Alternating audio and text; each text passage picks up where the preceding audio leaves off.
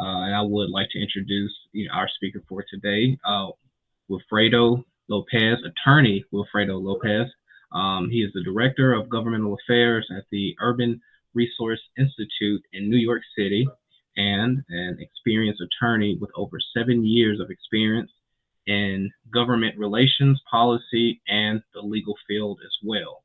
So if there's anything else you'd like to add to that, Attorney Lopez, please feel free to. Feel free to call me Will. All my friends call me Will, and I'm a friend to all social workers everywhere. So as I was sharing before with Reginald, I'm married to a social worker. So even though I'm not a social worker, I am social work adjacent, and I am very proud of that fact. And I also I work every day with about 150 social workers that are employed through our organization, the Urban Resource Institute. We're the largest domestic violence shelter provider in the country. So we do a lot of work, with survivors, all the way from, emergency housing to economic empowerment, to also, just getting folks back on their feet. We're the only shelter provider that allows for survivors to cohabitate with pets, because those of us who have pets know that they're part of our family. So we are the first in the country to do that. And I am very proud and feel extremely, great about working for this organization. And I'm happy to be here. Thank you so much for sharing that about your organization.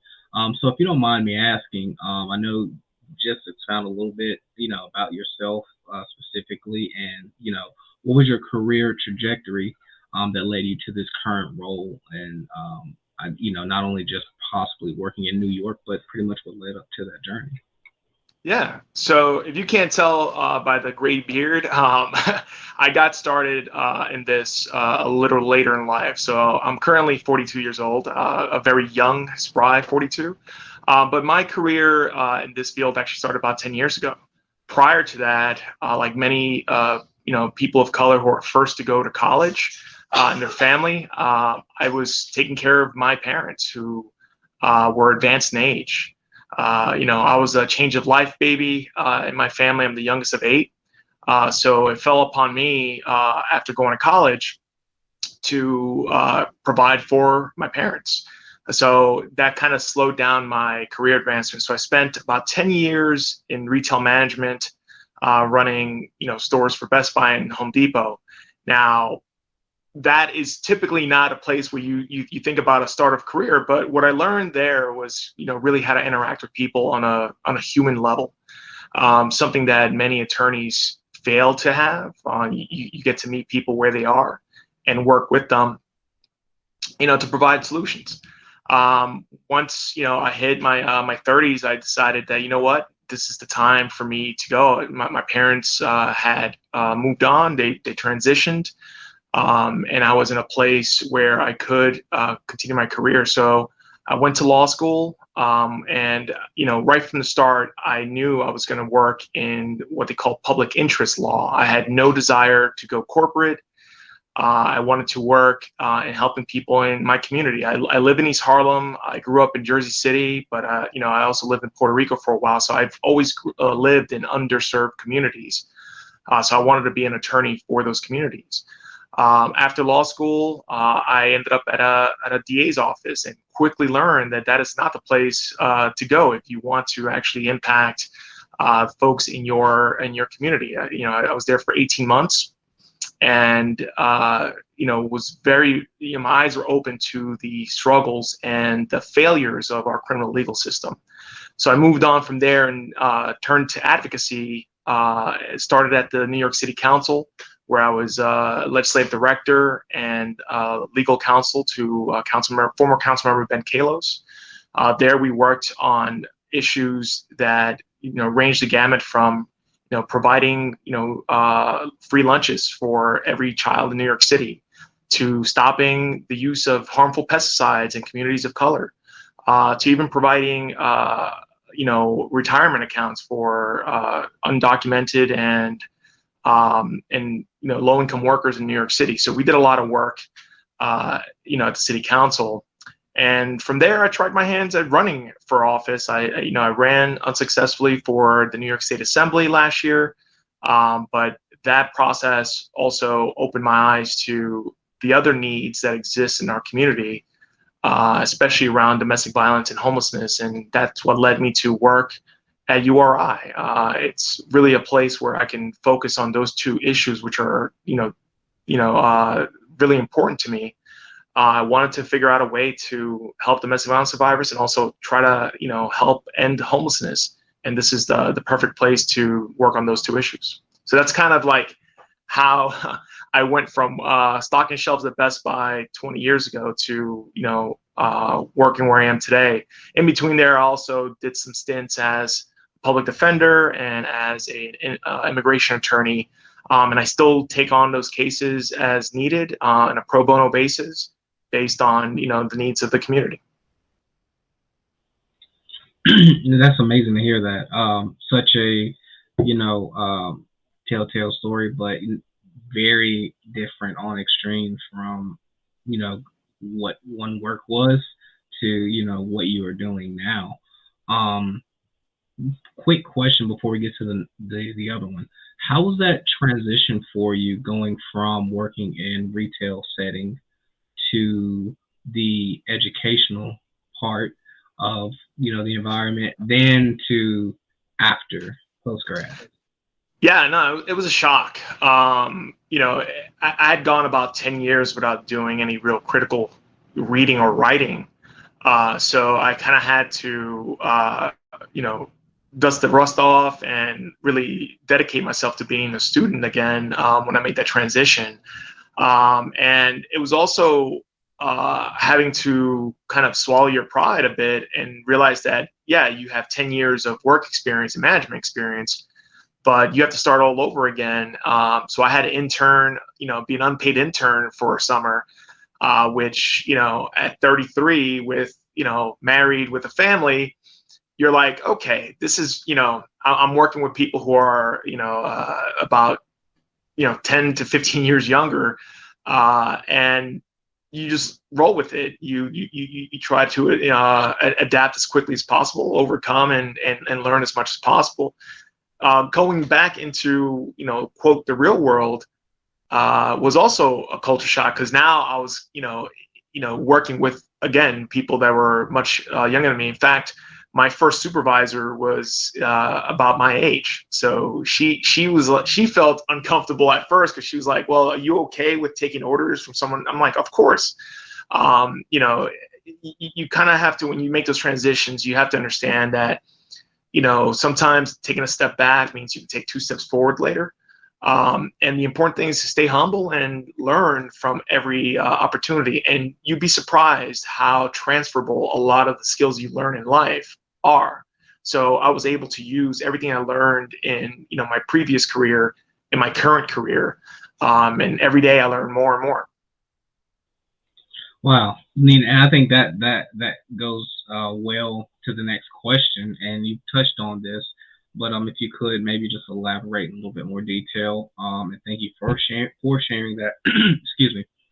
So what are some most common tasks or responsibilities that you perform in your work of advocacy? I know you touched on it a little bit, but if there's something midline that could Yeah, I always believe that a good advocate is a knowledgeable advocate. So the main thing that I recommend anyone who's seeking career in advocacy is you gotta know your issues. And that means reading, white papers that are written by academics. That means talking to people who are currently in the field and learning from them. And then the most important part is being in the field and seeing the issues firsthand.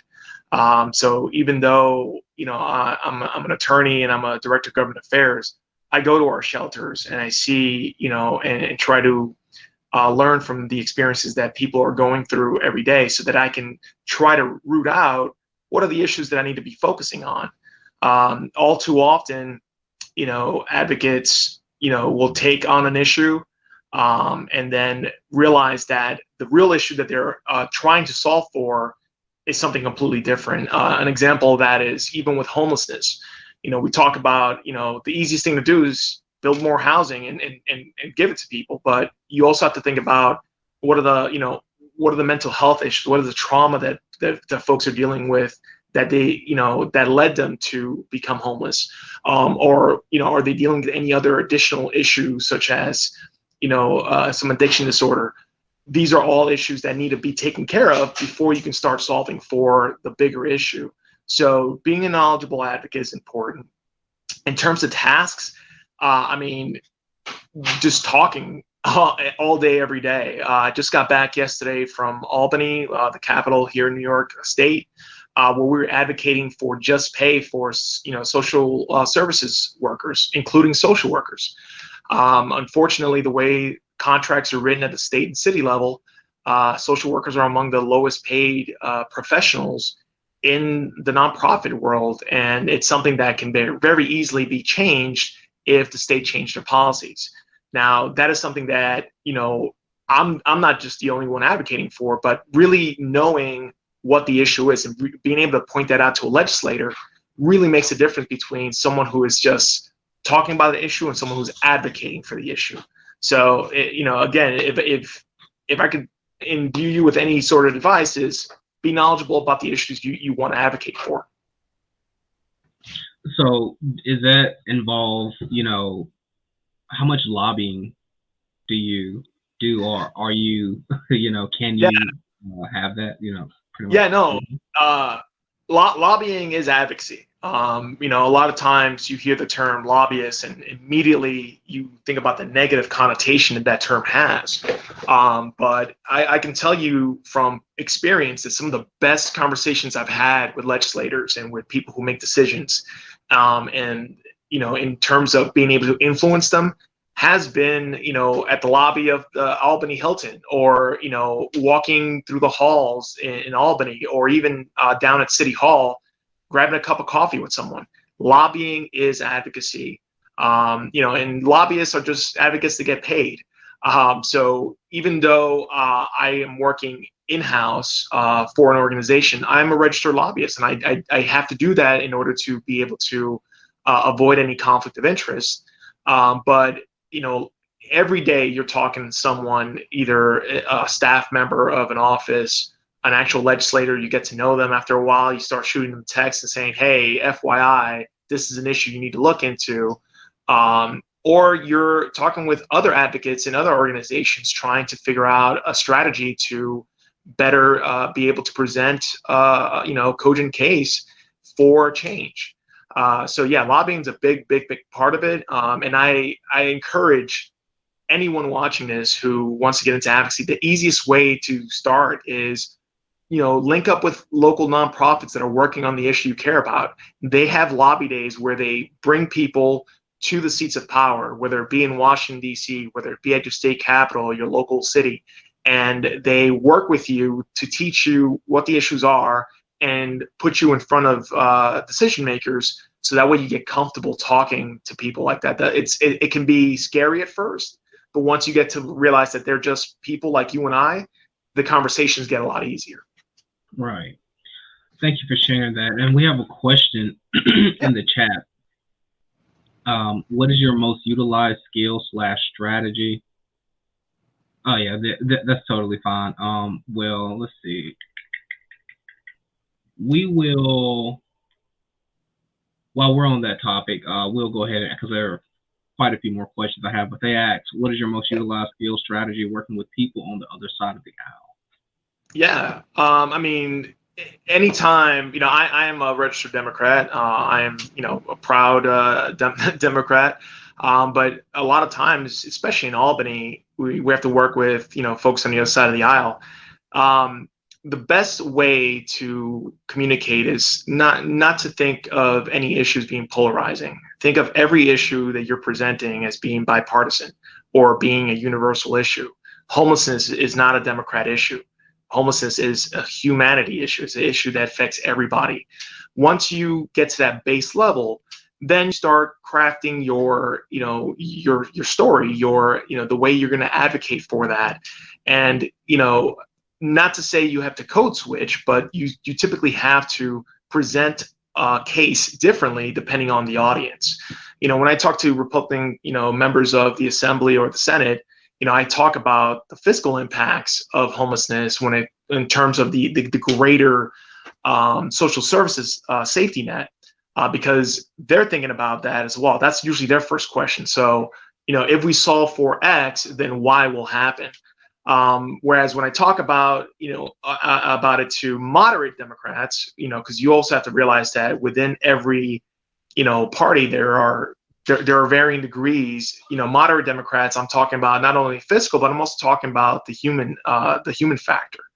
When I'm talking to, my brothers and sisters, on the left, it really is about those, interpersonal stories that you deal with people every day, because they want to know more about those stories. They care a lot about the individual story, how it fits into the entirety of the issue. So you kind of have to tailor your message differently and take them out on a walk. Like, seriously, you will be surprised how much you can get done with someone on the other side of the aisle if you just move around with them. Don't just think about lobbying or advocacy sitting. Get up and move with them. You'd be surprised how people tend to open up and listen more when there's some sort of action attached to it. That's why I typically ask folks out for coffee, or I'm like, hey, you running to lunch? I'd be happy to walk with you and talk about the issue, and you get a lot through in that sense. Right. So, and thank you for sharing that. I agree with that. Right now we're good for someone said that they love that suggestion. Like I said, I agree wholeheartedly. There's another comment. I've recently started a nonprofit upstate New York. How can I connect to legislators as a nonprofit? Since we're on the topic, go ahead and cover it, and I got a question after that one. Yeah.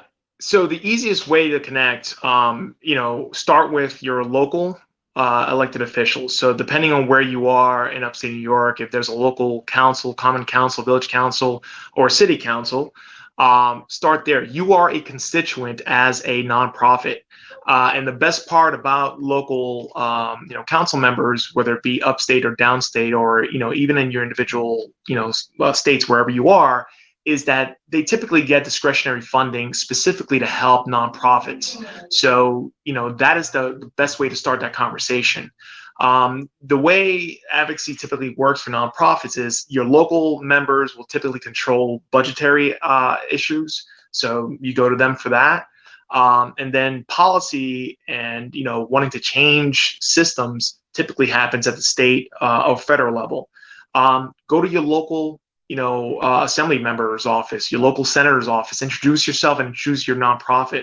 You are welcome there because you are a constituent. And I would do the same for your local Congress member.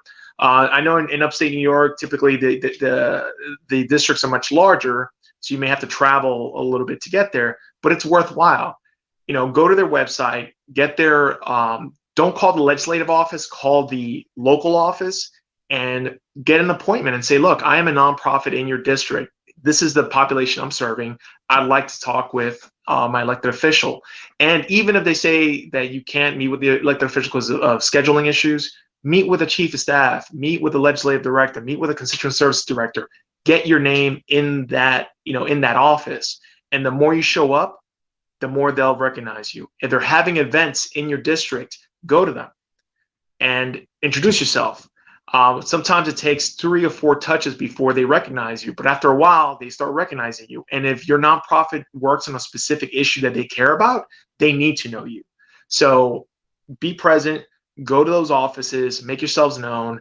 A lot of the advocates that I became close with when I was working in the city council was because they just showed up, gave me their business card, and said, this is what our organization does for your constituents. Talk to me.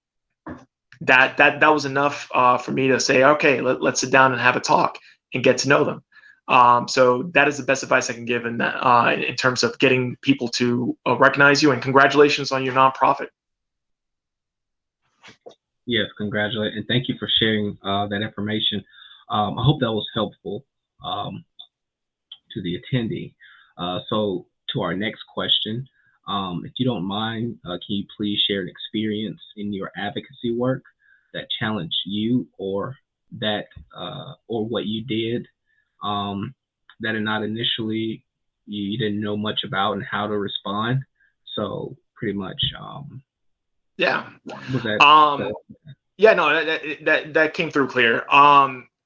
I guess the most difficult bill that I worked on when I was at city council, and I mean difficult in terms of getting people to care about a serious issue, was I had a group of kindergartners who showed up to our office with their teacher unannounced. And then they demanded to do a skit for us to talk about an important issue. They wouldn't tell us what the issue was. And they performed for the council member who was there and me, and it was around their fear of going to their local park because of poison that was in the ground. This got us thinking. So we started working with the teacher, who was brilliant, Paula Rogovin. She's an amazing kindergarten teacher here in New York City, and she was the one who opened up our eyes to the fact that in communities of color, they typically spray, the New York City Department of Parks was spraying 10 times more pesticides than in white communities. If anyone knows anything about the New York City landscape, the neighborhood I was working in was the Upper East Side, which is a rich, affluent, typically white neighborhood. But the school was actually in East Harlem, which is primarily Latinx and Black neighborhood. They showed us proof. They showed us city data that's publicly available that demonstrated this. We were able to formulate a bill that would ban the use of carcinogenic pesticides, and it took us almost 4 years of constant advocacy. I had to work with folks from all over the country who were working on this issue independently to learn more. We had to fly in experts to give testimony on, which specific carcinogens, were being used with what products. The biggest thing that happened to us was that in California, a former city worker was given a payout of about $150 million because they contracted cancer based on the chemicals they were working on. And he flew in between chemo sessions. He flew to New York and gave testimony on this issue. It took us 4 years, but we were able to change the law and ban the use of all these pesticides. Now, what's amazing is that when we then had the fourth graders who were in kindergarten, they had just started fourth grade, they came back for the bill signing with former Mayor Bill de Blasio. So we were literally able to see, and they were able to see, how government moves in a very slow but yet productive way. So those fourth graders were very happy about the situation. And for me, it was hard because it was a wide range of people that were working together. A lot of these folks didn't like each other. That's something you'll learn in advocacy, is that sometimes people working on the same issue don't agree on the best way to do it. But you kind of have to, if you're the lead advocate, you have to learn how to build coalitions. You have to know, how to build compromise and negotiate with folks on your side before you go to negotiate with the administration or anyone who's in opposition. So, sometimes you're hurting cats, because people start talking about one thing and then they move on to another. So you kind of have to be meticulous and you have to be organized to keep everyone together, but also keep everyone enthusiastic and moving forward. So that was the hardest one that we got done, but we got it done. And that was an important piece of legislation. To stick with it for 4 years, I can tell you in Mississippi, there's some things we've been sticking to for some decades that, so I can resonate on that level. So at this point, we do have, a request for the attendees, those who are watching. So at this point, I would like for, the attendees to, think about how you would feel and respond to that situation if you were in Will's position for the most part. I'm sorry, I feel so unusual saying just calling you Will because the Southern Nah, hospitality thing. But if you were in nah, this that's fine. position, and think about what goals are in this situation, the different opinions and options for course action, and some of the risk or consequences, of those actions. And finally, be ready to tell us why you choose your answer. And I'll pretty much give everyone a few minutes to think about their answers, and then we'll have a few volunteers to share within the group. Give you about 4 minutes or so, so about 3:37, because we'll have to end it at one close to 1:50. So we want to leave time for people to have any questions. So as attendees, just pretty much just if you were in his position, well, how would you respond? What pretty much what given the choices, resources, and options you have, how would how would this affect the consequences and action of those in yourself?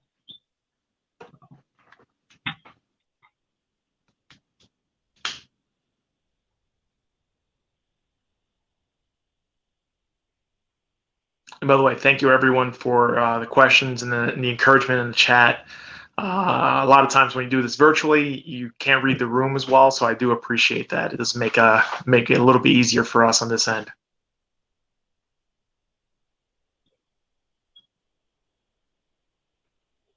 Thank you, Mr. Lopez. So while we have these few moments, how often do you speak Spanish or utilize it in the community? Yeah, so in New York City pretty often, but I'm lucky that the majority of the Spanish is spoken, especially in my local community here in East Harlem, is what we call Spanglish, because most of the folks here typically have to switch back and forth. Interesting enough, my Spanish used to be amazing when I was about 10 years younger. As you get older, you start forgetting more and more. So I do have to practice it more, but not a day goes by where I don't use it in some way, shape, or form. I will say that written Spanish is always preferred to spoken Spanish in this household. So if I have to write, if I have to write an email in Spanish, I feel a lot more comfortable than speaking it. Just recently, we were doing a TV interview for Univision, which is a local big station here in New York. I believe they're also national, but they have a New York version. And all of us working on the specific issue we were giving an interview on, we didn't know how to say like one of the most technical terms that they were asking about. We were talking about coerced debt, which is when an abuser forces a survivor to take on either credit cards or a loan against either their will or even without their knowledge. And none of us in the room, there were literally four Latinx people who were all fluent in Spanish. We all looked at each other and were like, how do we say that? So you can never stop learning. All right. Sí. Muchas gracias, señor. I'm No, learning claro que a little bit myself. It's a little bit to speak a little bit pretty in my good. community. It's pretty good. Let's see. So we're approaching that moment. About 1 minute left.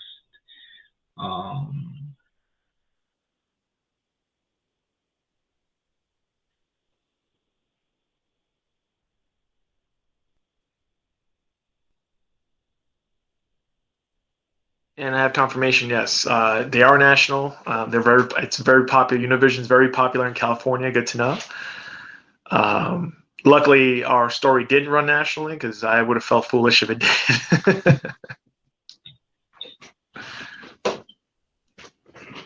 Right. So, is there anyone who would like to share? An attendee who would like to pretty much, put themselves hypothetically in that position that attorney Lopez was in, to pretty much see. We would like to hear your feedback on how you'd handle the situation. If not, then we can pretty much go on to the next question. In these situations, I typically learn more from participants, so don't be shy. There's always a better way to do things. Mhm. Looks like we have, yeah. Please go ahead. Feel free. Can you see me and hear me? Yes, we Yeah. can. Perfectly. All right. Hi, I'm Allison. I'm actually a part of the senior leadership team with CRISP, and I'm a graduate intern from Awesome. Columbia. Yes. So when you were sharing your story, it reminded me of something that I had sort of learned something similar about from where I come from. So I'm from the Central Valley in California, where we are surrounded by agriculture, and there are a lot of pesticides and chemicals. And because of that, we have a lot of health issues. Asthma is really popular here. But specifically in Fresno, which is an urban city, it's kind of big. It's a bigger city in Central Valley. I think there's like 500,000 people there. They have what is like a park. They have it marketed as a park for families, but it used to be a dump site for chemicals and for trash and just, you know, all these gross things. And eventually, as the city grew, mostly people of color and families of color were designated to that area and told, this is where you can have your children play. And so they later found out that because of all the dumping, there were environmental regulations that weren't met, and a lot of kids were getting sick in the area. And it came out that that park was one of the reasons why. And so I was able to, I didn't participate because I was only a kid at the time, but I heard from one of the advocates who led the like the legislation in that city to try and get testing so the families would be okay. Maybe not market it as a family park before it's rebuilt and there's ways to fix it. And so he was able to go about and connect with community leaders through churches, through community organizations, United Farm Workers, everyone that was here, and the families became involved as well because they have that personal connection. And so just thinking about that and going into my future, I think, advocacy with organizations, with families, and petitioning, talking to our board of supervisors and talking to our city councils are really important. And I've been an intern for the U.S. Senate and have dealt with sort of similar situations. And I was a legislative intern for local community where I dealt with actually dumping as well. And so that's just kind of like what I thought. And that was the question posed. And I hope that all sounded cohesive as best as possible. No, absolutely. And interesting enough, we got a lot of the information for this legislation from California statutes that were built over different issues that came up. What you described, unfortunately, is not that uncommon, especially in traditional communities of color. Here in New York, if any of you come across a book called The Power Broker, it's about a man named Robert Moses, who is like the definition of systemic racism. Like this guy, everything he did was we're still dealing with now, and he died back in the 60s. But he purposefully looked for areas that had there were former dumping grounds, or New York used to have a really, really rich tanning, like a leather tanning industry back in the 19th century. He would find those areas and then build public housing on top of those fields, which folks are still dealing with health issues today. We have one of the highest asthma rates in East Harlem partly because of that. He also ran a highway right next to all of the public housing in Manhattan. So those types of situations happen. And, if folks like yourself and if people in the community don't stand up, you end up, unfortunately dealing with these issues for generations to come. So, I even though you were a kid when this was happening, it still stuck to your head and probably influenced you in some way to get into advocacy because you saw what can happen when someone stands up and says, this is not right. And that's the most important thing that you can pull from this is if no one's standing up, then it's your turn. Right. Absolutely. I completely agree. Oh, sorry. No, sorry. And the name of the book is Power Broker, correct? Oh, there it is. Yeah. It's a massive book. If you're in New York politics, it's like a must read because you learn all the ins and outs. But it's a really interesting case study on what systemic racism looks like from the lens of city planning. I don't think the author meant to write that, but that's how it came across. And it's a long book, but it's a good book. City planning is very interesting to me, especially when it comes to communities of color or rural communities where I come from as well. And that was one of the placements that I had, was actually working in a city manager's office for a rural community that had some urban areas. But what this reminds me of is I come from a town with a large prison industrial complex system. And I think sometimes what people don't realize with building these prisons is that the developers will look for large areas of land next to a small town and then drop a small town on a small town where there's already stretched resources. There's already families struggling. And I have a grandmother that they tend to take water from her. And so that's something that I think about with regional planning. I see we have 6 minutes. Yeah. So wrap it up. No, but you're absolutely right. For those of you in social work school right now, if you have the opportunity to take a course on city planning that's offered, at university, do so. Even an intro course or land use. These things are really important in terms of understanding issues, and you can advocate better the more you know. Thank both of you for that. In these last few moments, and that's pretty much why I got another degree in economic development. But as we get ready to wrap up, if there's anyone else who has questions, please feel free to ask. I'll go ahead and I think we have an attendee right here, Alicia. Hi, thank you so much for sharing. I think that I'm not sure that there is a good way to have done it better. I think that the way that you handled that situation was perfect, and it actually sparked. I've been looking into, there's a park across the street from my house that has been closed for a number of years. A few years ago, a teenager was shot there. And I'm not sure so I live in New York City. I live in Brooklyn, right? So Okay. A teenager was shot, for context. So a teenager was shot in the park. And I'm not sure if that was related to why they closed it. It's very hard to find any information about it. But the park is advertised as for the community, and it's attached to a school, and it's supposed to be open until dusk. Yeah, It's it's the only closed. park in the neighborhood with a playground. So from a practical matter, and this is very New York specific, I would suggest you go to your community board meeting. Depending on where you live in Brooklyn, you can search, who's my council member on the New York City website. And then in the website, they'll also tell you what community board you're listed under. Go on their website, go to the next general meeting or their parks committee meeting, and ask that question. Why is this park closed? I guarantee you someone there will have an answer.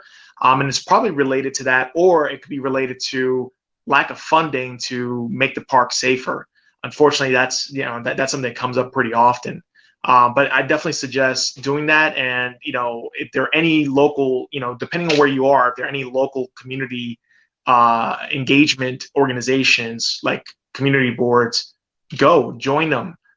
Be an active participant. That's, the quickest way to get to know, the root cause of a lot of issues in your communities. That's where you learn it. That's where the institutional knowledge lives. Definitely. I mean, I'm connected to the community board. I don't love it because they're not very transparent.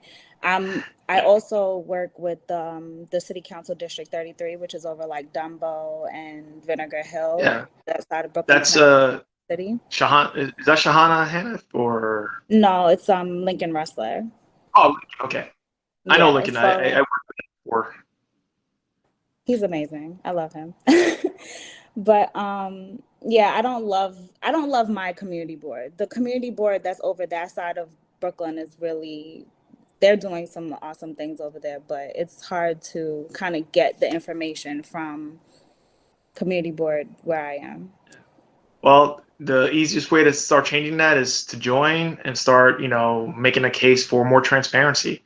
One of the things that you will realize, and this is applicable to everybody. If a system is broken, the only way to fix it is getting your hands dirty and getting into it. And it's hard.